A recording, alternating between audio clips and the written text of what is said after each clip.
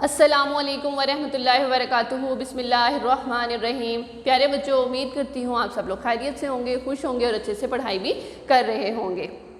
हमारा आज का पैगाम है नमाज में सुस्ती नहीं करनी। नमाज में सुस्ती नहीं करनी। आप लोग जो हैं नमाज की जब अजान हो जाती है आप लोग कहते हैं चलें अभी वक्त है, अभी थोड़ी देर बाद अदा करते हैं, थोड़ी देर बाद पढ़ लेते हैं, तो इसी तरह नमाज का वक्त जो है वो ज़ाया होता जाता है। तो आप लोग नमाज में सुस्ती करते रहते हैं। आप लोगों ने नमाज में सुस्ती नहीं करनी है। पहले अपने बाकी के काम ख़त्म कर लें फिर करेंगे, पहले आप लोगों ने नमाज अदा करनी है। ठीक है, आज हम पढ़ने वाले हैं उर्दू क्लास 5, सबक है 2 नात, सफ़ा नंबर है 10, उन्वान है मश्क। आज प्यारे बच्चों, मैं आप लोगों को पहले भी बता चुकी हूँ, नात के बारे में हम लोगों ने बहुत अच्छे से जाना, इसकी तशरीह की, ख़ास अल्फाज पढ़े, इसको पढ़ने का मकसद जाना, अल्फाज मायने पढ़े, सवालात के जवाबात किए और बाकी की मश्क को हल किया। आज हम जो है बाकी के रह गए 2 से 3 सवालात को हल करेंगे। सबसे पहला सवाल है जुमलों के मुकाबिल दिए गए असूल पढ़िए और इनकी मदद से फ़ेल और फ़ाइल में मुताबिकत कायम कीजिए। तो सबसे पहले आपको मिसाल दी गई है, अहमद दौड़ता है। दौड़ना से उसको दौड़ता में चेंज किया। तो एक बात याद रखें कि फ़ाइल वाहिद हो तो फ़ेल भी वाहिद होगा, फ़ाइल जमा हो तो फ़ेल भी जमा होगा, फ़ाइल मुज़क्कर हो तो फ़ेल भी मुज़क्कर होगा, फ़ाइल अगर मोनस है तो फिर वो भी मोनस होगा।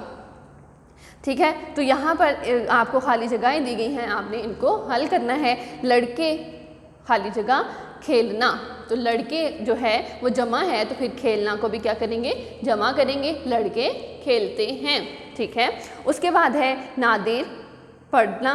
पढ़ना से क्या होगा, पढ़ता। ठीक है, पढ़ता चेंज कर देंगे इसमें, नादिर पढ़ता है। आयशा मोनस है तो खेलना को भी हम मोनस करेंगे, आयशा खेलती है। ठीक है, मेरी सालगिरह पर चचा जान के साथ आमना भी, आना गलत हो जाएगा तो आना से आती भी बनाएंगे तो वो भी क्या है, गलत है। मेरी सालगिरह पर आमना भी आती, तो ये गलत है। जो है आखिरी फ़ाइल अगर एक से ज़्यादा हो तो फ़ेल आखिरी फ़ेल के मुताबिक होता है। ठीक है, तो फिर क्या होगा, आमना भी आई। ठीक हो गया, मेरी सालगिरह पर चचा जान के साथ आमना भी आई।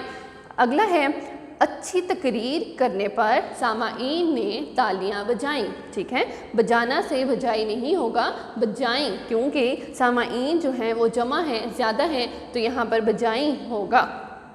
नीचे आते हैं, लिखाई की महारत। लिखाई की महारत में क्या है, दिए गए अल्फाज के जुमले बनाकर अपनी कॉपी पर लिखें। सबसे पहला है ख़ताकार गरीबों, मुफासिद फ़कीरों, गम।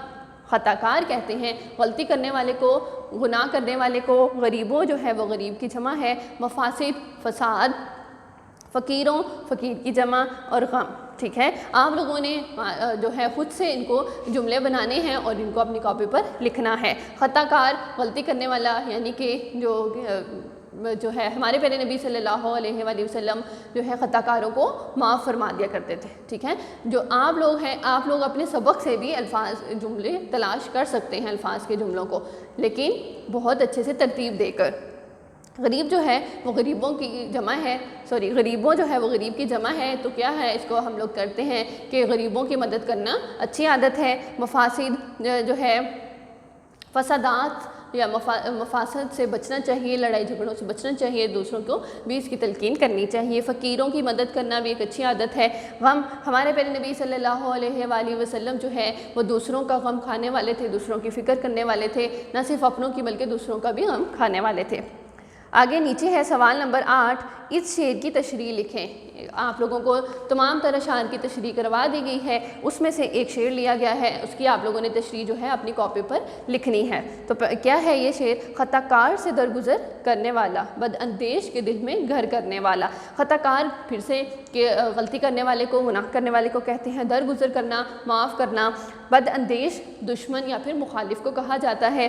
दिल में घर करने वाला यानी दिल में जगह बनाने वाला। तो ये था आज का हमारा थोड़ा सा सबक, जिसमें हम लोगों ने ये 3 सवालात को हल किया। अपने पिछले सबक में हम लोग इस चैप्टर को कम्प्लीटली पढ़ चुके हैं। आज हमारा ये सबक मुकम्मल हुआ। कल इंशाल्लाह हम लोग अपना नेक्स्ट जो है अगला सबक शुरू करेंगे। उम्मीद करती हूँ आप लोगों को नात की बहुत अच्छी तरह से समझ आ गई होगी और आप लोगों ने दिया गया काम साथ साथ जो है वो अपनी कॉपी पर भी लिखा है, जो है उसे नोट किया है।